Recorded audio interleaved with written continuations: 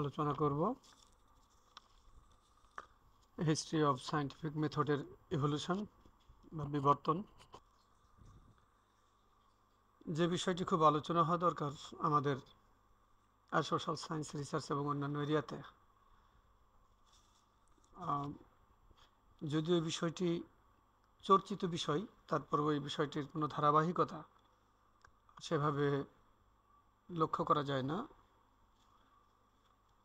আমরা ধারাবাহিক আলোচনা করছি মূলত আমাদের এ বিষয়ক জ্ঞানকে আরেকটু সমৃদ্ধ করার জন্য, এবং কিভাবে সায়েন্টিফিক থট সেই সুদূর অতীত থেকে মানব জাতির প্রারম্ভিক সময় থেকে আজ অবধি বিকশিত হয়েছে সে বিষয়টি আলোচনা করছি। এটাকে আমরা লেকচার 1 হিসাবে ধরছি, এবং আমরা স্কুল অফ সোশ্যাল থট বলে একটি আইডিয়াকে সামনে রেখে এই আলোচনা শুরু করছি। এবং আমরা মনে করি যে 2টি বা 3টি পর্বে আমরা গুরুত্বপূর্ণ 3টি বিষয় আলোচনা করব। তার মধ্যে প্রথমেই আমাদের হিস্ট্রি অফ সায়েন্টিফিক থট বিষয়টি আমাদের আলোচনায় এসেছে। এ বিষয়ে কথা বলতে হলে প্রথমেই বলতে হবে যে সৃষ্টির আদিতে মানুষ যে জ্ঞান দ্বারা নিজেদেরকে পরিচালনা করত তাকে মূলত থিওলজি বলে, বা যাকে একটু সংক্ষেপে বললে বলা যায় বা বুঝতে সুবিধার জন্য বলা যেতে পারে ধর্মতত্ত্ব। অর্থাৎ অতিপ্রাকৃতিক শক্তি বা ঈশ্বর কর্তৃক সব কিছুই নির্ধারিত এবং তার জ্ঞান দ্বারাই সবাই পরিচালিত হচ্ছে, সেই ধারণাটি মূলত তার মধ্যে ছিল, এবং এটি সব ধর্মের একেবারে আদিকালের কথা। আমরা যদি ধাপগুলোকে মোটামুটি এভাবে ক্রমবিকাশের দিক থেকে বিন্যস্ত করি তাহলে দেখা যাবে সেটি থিওলজি, রেশনালিজম বা যুক্তিবাদ, তারপরেই এম্পিরিসিজম বা অভিজ্ঞতাবাদ, ন্যাচারাল ফিলোসফি বা প্রকৃতি বিষয়ক দর্শন, এবং তারপরের ধাপে আমাদের কাছে রয়েছে ফেনোমেনোলজি বা প্রপঞ্চ বিজ্ঞান, বা কোনো ঘটনাকে কেন্দ্র করে যে বিজ্ঞানের বিকাশ লাভ করেছে সে বিষয়টি, এবং তারপরে পজিটিভিজম বা দৃষ্টবাদ। এর পরবর্তীকালে আরও 2টি তত্ত্ব আমাদের চিন্তা এবং ভাবনাকে, 2টি ও 3টি তত্ত্ব আমাদের চিন্তা এবং ভাবনাকে খুব গভীরভাবে প্রভাবিত করেছে, এবং আজকের যুগে সায়েন্টিফিক রিসার্চে সেই ভাবনাগুলি যথেষ্ট প্রভাব বিস্তার করেছে, এবং বলা যায় বর্তমানের যে গবেষণা বিষয়ক চিন্তা এবং ভাবনা তা দাঁড়িয়ে আছে সেই বিষয়গুলির উপরেই। তার একটি ডায়ালেক্ট ম্যাটেরিয়ালিজম, দান্দিক বস্তুবাদ, এবং পরেরটি ক্লাস কনফ্লিক্ট থিওরি বা শ্রেণীর দ্বন্দ্ব বা শ্রেণীর দান্দিক তত্ত্ব, এবং অবশেষে ক্রিটিক্যাল থিওরি বলে একটি তত্ত্ব নিয়ে কথা বলার সুযোগ রয়েছে, এবং ক্রিটিক্যাল থিওরিটাই আধুনিক কালের একেবারে সর্বশেষ একটি থিওরি আকারে আমাদের সামনে রয়েছে, বিশেষ করে সায়েন্টিফিক থট এই বিষয়টির ক্ষেত্রে, যাকে বাংলায় হয়তো বলা যেতে পারে যে দান্দিকতার তত্ত্ব। অর্থাৎ একেবারে শুরু থেকে শেষ পর্যন্ত আমাদের হাতে বড় আকারে 8টি তত্ত্ব বা 8 ধরনের বিজ্ঞান বা যুক্তিবাদী ধারণা বিকশিত হয়েছে। থিওলজিকে যদি আমরা প্রথম ধরি, তারপরে rationalism, empiricism, natural philosophy, phenomenology, positivism, এবং তারপরেই আমরা ক্লাস কনফ্লিক্ট থিওরি, এবং সবশেষে ক্রিটিক্যাল থিওরি বা ক্রিটিক্যাল রিসার্চ বলা যেতে পারে। এখন আমরা খুব সংক্ষেপে এ বিষয়ে একটু আলোচনা করব, এবং সেই আলোচনাটা এই কারণে করা জরুরি যে আসলে কিভাবে এই ভাবনা বিকশিত হয়েছে, এবং জ্ঞান বিষয়টিকে একটি নিরপেক্ষ অবস্থায় কিভাবে নেওয়া সম্ভব হয়েছে কোনো ঘটনাকে, কোনো বিষয়কে ব্যাখ্যা করবার জন্য, সে বিষয়টি বুঝতে আমাদের এই আলোচনা নিশ্চয়ই সহযোগিতা করবে বলে আমরা মনে করি। এ বিষয়ে প্রথমেই যার কথা বলতে হয়, আমরা যদি রেশনালিজম দিয়ে শুরু করি তাহলে সক্রেটসের কথা আমাদের প্রথম বলতে হবে, যে গ্রিক দার্শনিক সক্রেটস, যিনি বিফোর ক্রাইস্ট 3rd সেঞ্চুরির সময়কালের একজন দার্শনিক, এবং প্লেটো, অ্যারিস্টটল যার যোগ্য উত্তরসূরি ছিলেন, যারা সক্রেটসের ভাবনা এবং চিন্তাকে নিয়ে বিকশিত করেছিলেন। সক্রেটস সেই ব্যক্তি যিনি প্রথম রেশনালিজমের এই ধারণা সামনে নিয়ে আসেন। যদিও তখন আরও অনেক গ্রিক দার্শনিকের নাম উল্লেখ করার প্রয়োজন পড়ে। সেই গুরুত্বপূর্ণ গ্রিক দার্শনিকদের মধ্যে পিথাগোরাস ছিলেন, সফোক্লিস ছিলেন, এবং আরও অনেকে সেখানে অবদান রেখেছেন। মূলত রেশনালিজম বলতে তারা যা বুঝেছেন, বা আমাদের পর্যন্ত তাদের যে ধারণাটি এসে পৌঁছেছে রেশনালিজমের, তা হলো a process of systematic logical reasoning called rationalism. অর্থাৎ তারা বলতে চেয়েছিলেন যে যুক্তির বাইরে যা কিছু আছে সেটাকে তারা মানতে রাজি নন, কিংবা তারা বলতে চেয়েছেন কোনো ঘটনাকে ব্যাখ্যা করতে হলে অবশ্যই সেখানে একটা যুক্তি থাকতে হবে। যুক্তি বহির্ভূত কোনো জ্ঞানকেই গ্রহণ করা যাবে না। এ কারণে সিস্টেমেটিক লজিক্যাল রিজনিং এই বিষয়টি তাদের এই ভাবনা এবং চিন্তার মধ্য দিয়ে শুরু হয়, যাকে খুব সহজ করে বলা যেতে পারে নলেজ দ্যাট বি জাস্টিফাইড। অর্থাৎ কোনো ইনফরমেশান বা কোনো সাদামাটা চোখে কোনো জিনিসকে দেখে সে বিষয়ে একটি জ্ঞান অর্জন করা এবং সেটি আবার অন্যদের মধ্যে প্রচার করার যে ধারণা, সেটি থাকাটি মোটেই যৌক্তিক তারা মনে করেননি। ঠিক তাদের পরপরই দেখা গেছে যে একটা দীর্ঘ সময় ধরে সক্রেটসের যে ব্যাপক অবদান মানব সভ্যতায়, এবং তিনি মানুষকে, বিশেষ করে তার ডিসাইপলদের এবং প্রাচীন গ্রিসের সেই সব এই ইয়ুথদেরকে তিনি প্রশ্ন করতে বলেছিলেন বারবারই, যে কোনো কিছু জানবার জন্য একটু ask question and try to collect the answer from proper person, if not then সেই প্রশ্নের উত্তর নিজেরাই অনুসন্ধান করতে হবে। যদিও সেখানে রাজার সাথে তার অনেক বিষয়ে দ্বন্দ্ব ছিল, এবং সেই সব দ্বন্দ্বের কারণে তার বিরুদ্ধে যে অভিযোগ আসে যে তিনি রাজার বিরুদ্ধে ইয়ুথদেরকে খেপিয়ে দিয়েছেন, সে বিষয়টি আলাদা। কিন্তু প্রাচীন গ্রিসের যুবকদের মধ্যে রিজনিং যে বিষয়টি, অর্থাৎ যে যুক্তিবাদী চেতনা, যে কনসাসনেস, যে চেতনা, সেটি প্রবিষ্ট করা, বিকশিত করা, এবং সেটি একেবারে যাকে বলে যে প্রতিবাদের পর্যায়ে নিয়ে যাবার ক্ষেত্রে তার একটি বড় ভূমিকা ছিল। সো সক্রেটসের বিশ্ব সভ্যতায় বিশেষ করে চিন্তা করবার ক্ষেত্রে একটি বিশেষ পদ্ধতি তিনি দিয়ে গিয়েছেন, সে কথা বলাই যেতে পারে। আমরা পরের ধাপে যদি ইম্পিরিসিজম যেটাকে আমরা বলছি, যেটাকে আসলে অভিজ্ঞতাবাদ বলা যেতে পারে যদি আমরা বাংলায় বলি, যেটি ফ্রান্সিস বেকন 16শ শতাব্দী, মানে 16 শতাব্দীতে তিনি এই বিষয় নিয়ে কাজ করেন, এবং তার এই তত্ত্বকে বেকনিয়ান মেথডও বলা হয়। তিনি আরও এক ধাপ এগিয়ে যান, যে যেমন পূর্ববর্তীরা বলেছেন যে নলেজ দ্যাট বি জাস্টিফাইড, সেখানে উনি বলেছেন যে knowledge can only be ডেরাইভড from observation in the real world. অর্থাৎ বেকন মূলত আজকের পৃথিবীর যে বাস্তব অবস্থা, বা তিনি যে সময় ছিলেন, অর্থাৎ প্রতিটা ব্যক্তির যে সমসাময়িক অবস্থা, সেই সমসাময়িক অবস্থায় কোনো ঘটনা যখন ঘটে, সেই ঘটনার নিবিড় যে পর্যবেক্ষণ, সেই পর্যবেক্ষণ থেকে জ্ঞান উদ্ভূত হবে, সেটি তিনি বলতে চাইছিলেন। কারণ কোনো কিছু সাদামাটা চোখে দেখা এবং সেই দেখার ফলে একটি তত্ত্ব বা ধারণা তৈরি করা, আর সেটিকে তিনি খুব সমর্থন করেননি, এবং তার এম্পিরিসিজম, এই অভিজ্ঞতাবাদ বিষয়টি তিনি একেবারে বাস্তব জীবন, অর্থাৎ রিয়েল ওয়ার্ল্ডে কী ঘটছে সে বিষয়ে পর্যবেক্ষণ করার জন্য জানান। আমাদের তৃতীয় ধাপে রয়েছে ন্যাচারাল ফিলোসফি। ন্যাচারাল ফিলোসফির বিষয়টি বেকন কিংবা অ্যারিস্টটল প্লেটো, সক্রেটস তাদের থেকে একটু আহ, ভিন্নতর হয়। যদিও আমরা হয়তো এখানে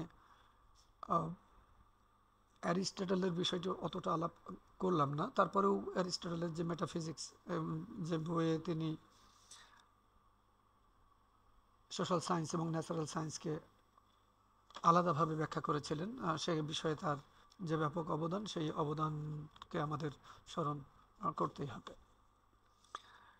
এর বাইরে আমরা যখন ন্যাচারাল ফিলোসফিতে এসেছি তখন লক্ষ্য করা গিয়েছে যে আসলে অ্যাপ্লাইড সায়েন্সের ক্ষেত্রে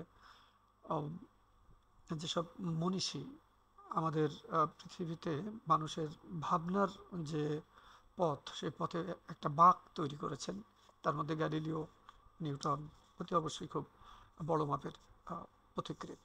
এবং এ প্রসঙ্গে ভারতীয় কিছু ব্যক্তির কথা বলা যেতে পারে। যেমন ইন্ডিয়াতে আর্যভট্ট ছিলেন, তিনিও মহাকাশ পর্যবেক্ষণ করেছেন এবং তার উপরে ভিত্তি করে জ্যোতির্বিজ্ঞানের অনেক কথা তিনি বলেছেন। আর আমরা গ্যালিলিওকে জানি, তিনি সূর্য নয় পৃথিবী ঘুরে বা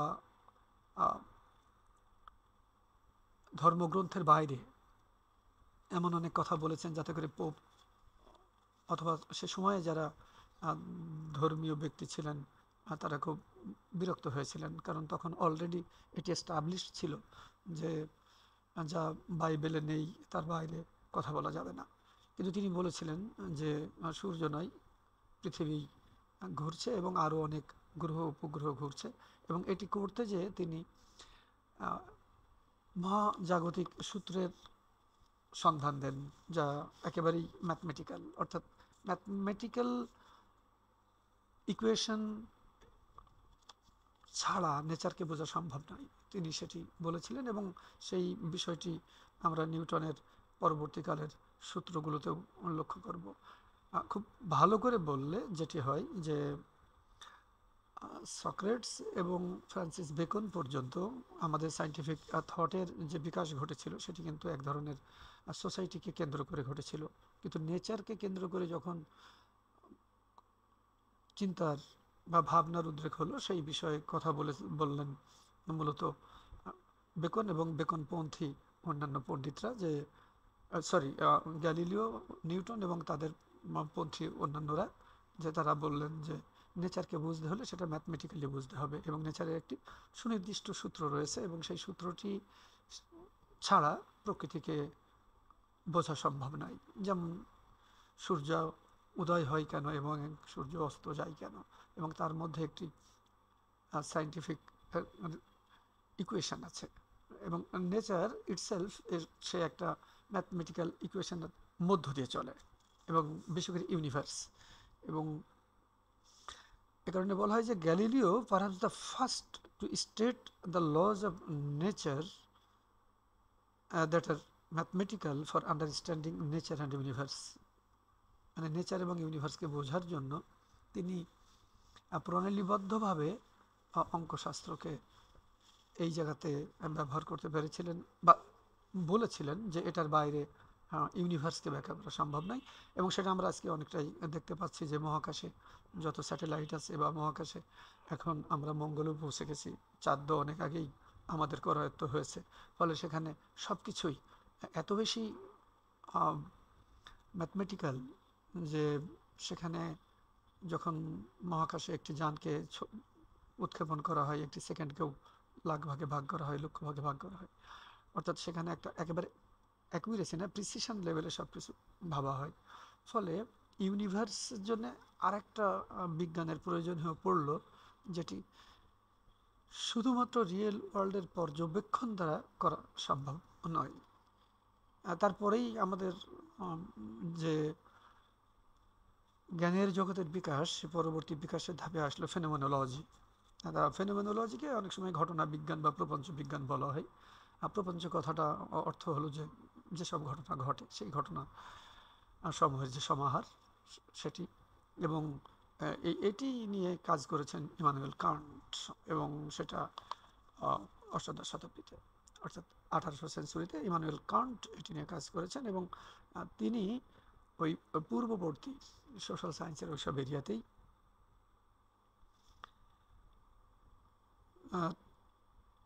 তিনি এবার আরও জোর দিলেন যে ব্যক্তি যখন কোনো কিছুর ব্যাখ্যা দেবে তার পক্ষে অবজেক্টিভ হওয়া খুব কঠিন। অর্থাৎ ব্যক্তি এক ধরনের সাবজেক্টিভ অ্যাপ্রোচ থেকে, অর্থাৎ তার নিজস্ব ধ্যান ধারণা থেকে কোনো ঘটনার ব্যাখ্যা দেয়। কিন্তু তিনি যেটি বললেন যে সেটা হলো যে কোনো ঘটনার ব্যাখ্যা দিতে হলে সেটি অবশ্যই যে ঘটনাটি ঘটেছে সেই ঘটনার উপরে গুরুত্ব দিয়েই করতে হবে, এবং যে ব্যক্তি এই কাজটি করবেন বা যারা করবেন তারা অবজেক্টিভলি করবেন, অর্থাৎ অবজেক্টিভিটি মেনটেইন করে করবেন, যেটাকে আমরা বস্তুনিষ্ঠতা বলি, অর্থাৎ ইম্পার্শিয়ালি করবেন। রিসার্চের খুব বড় একটা বিষয় হলো ইম্পার্শিয়াল হওয়া, যেটি খুব কঠিন বইকে, কারণ প্রতিটা মানুষেরই নিজস্ব ধ্যান ধারণা আছে, এবং প্রতিটা মানুষ হিসেবে সে নিজে ইম্পার্শিয়াল মনে করলেও এটা ধারণা করাই হয় যে তার ভেতরে যে অভিজ্ঞতা রয়েছে সে তার অভিজ্ঞতা দিয়ে বর্তমান ঘটনাকে সে রঞ্জিত করতে চায়, কিংবা বলা যায় যে আংশিক হলেও প্রভাবিত করতে চায়। আর তারপরেও একটা সিস্টেম প্রয়োজন রয়েছে, যে সিস্টেমের মধ্য দিয়ে সম্ভবত ব্যক্তি যতটা সম্ভব কম পার্শিয়াল হবেন, অর্থাৎ তিনি ইম্পার্শিয়ালি একটি ঘটনাকে ব্যাখ্যা করবেন। এই জন্য ফেনোমেনোলজিতে ঘটনার উপরে খুব জোর দেওয়া হয়েছে, ব্যক্তির উপরে নয়, যিনি কাজটি করছেন তার উপরে নয়।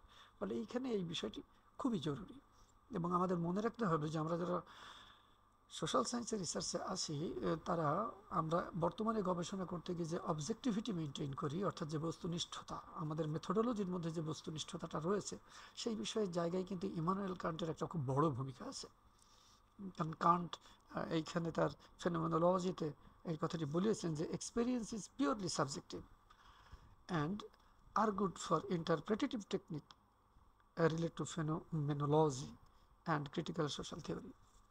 আমরা ক্রিটিক্যাল সোশ্যাল থিওরি নিয়ে সব শেষে কথা বলবো, কিন্তু ক্রিটিক্যাল সোশ্যাল থিওরি বিষয়টির একটা ইঙ্গিত সেই সময় ছিল যে তুমি যদি কোনো সামাজিক তত্ত্ব তৈরি করতে চাও, কিংবা সমাজের নানান ঘটনা প্রবাহ পিছনে কি কারণ কাজ করেছে, কেন সেগুলো চলমান আছে, কিংবা সেগুলোর শেষ পরিণতি কী হবে, সব কিছুর বিশ্লেষণের পরে যদি কোনো থিওরি ডেভেলপ হয়, তাহলে সেই থিওরি ডেভেলপ করাটাকে ক্রিটিক্যাল থিওরি বলা হচ্ছে।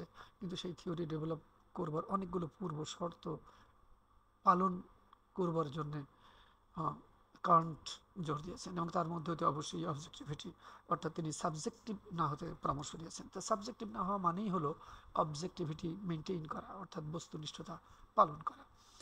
তো এ বিষয়ে মেথোডোলজির বই এত বেশি বলা হয়েছে যে আমি মনে করি যারা স্টুডেন্ট এবং যারা জুনিয়র রিসার্চার তারা মেথোডোলজির বইয়ে যে কোনো মেথোডোলজির বইয়ে অবজেক্টিভিটি পড়েছেন, এবং অবজেক্টিভিটি ছাড়া কোনোভাবেই নট অনলি রিসার্চ কোনোভাবেই জ্ঞান চর্চাও সম্ভব নয়। অর্থাৎ আপনি যখন একটা বই পড়বেন সেই বইটি পড়ার জন্য কিন্তু নিজেকে অবজেক্টিভ রাখতে হয়, অর্থাৎ ওই বইটি কী বলছে, অর্থাৎ সব কিছুর মধ্যে নিজের মতকে না দেওয়া, সেটা খুব একটা ইম্পর্টেন্ট ব্যাপার। অর্থাৎ যেটাকে আমরা অনেক সময় বলে থাকি যে একটু র্যাশনাল হওয়া, যুক্তিবাদী হওয়া, অর্থাৎ আরেকটু বললে ইম্পার্শিয়াল হওয়া, যে আমার কোনো পক্ষপাত নেই, আমি পক্ষপাত দুষ্ট নই, একেবারেই পক্ষপাত দুষ্ট নই। সেই পক্ষপাত দুষ্ট না হওয়াটা খুব জরুরি।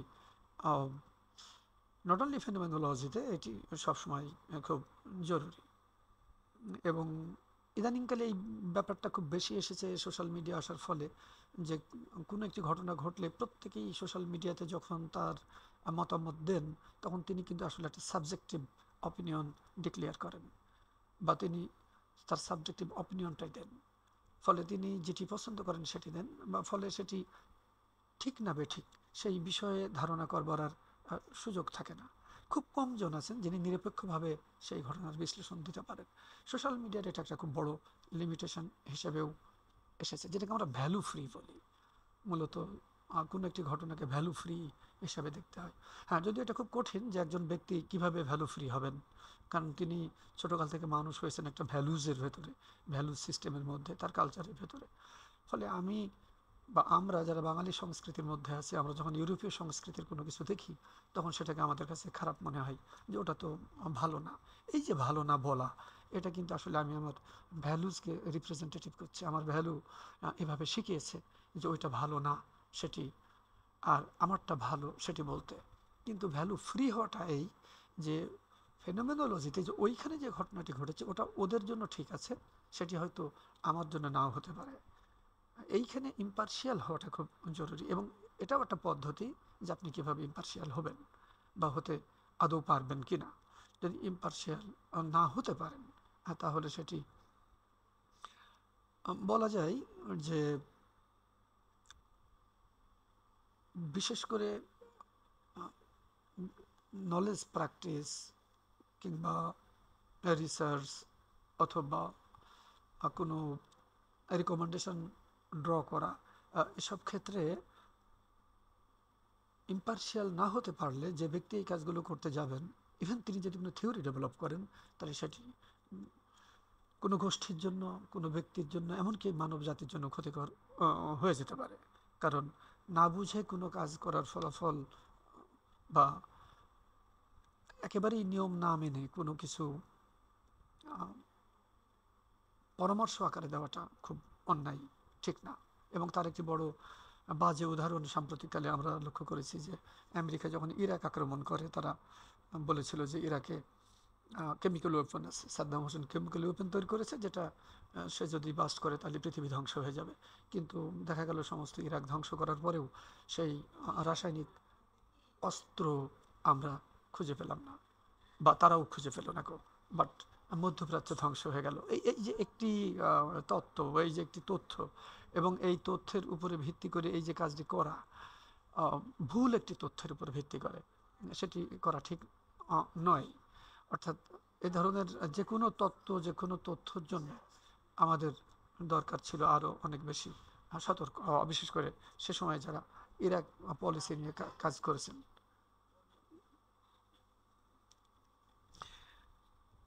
ফেনোমেনোলজির পরের ধাপ পজিটিভিজম, এবং পজিটিভিজম মূলত অগাস্ট কোথের এটি, এবং তিনি 1798 সালে জন্মগ্রহণ করেন এবং 1857 সালে তিনি মৃত্যুবরণ করেন।